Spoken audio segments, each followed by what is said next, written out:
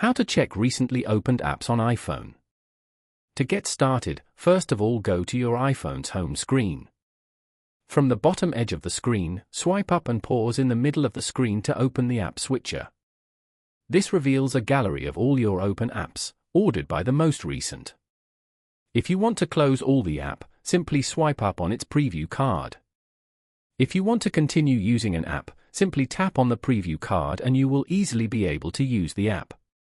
Continue to swipe up on its preview card until all the apps are closed from the app switcher. For a more detailed view, open up the Settings app and scroll down to tap on Screen Time. From there, select See All App and Website Activity as shown. On this page, you can see a detailed report of your daily screen time usage. You can also switch to the Week and Day tab, back and forth to view your weekly and usage summary.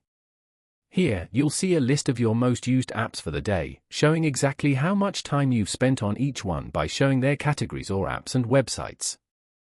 You can also swipe to view your app usage history for previous days at the top panel as shown. Following these steps, you can easily check recently opened apps on an iPhone.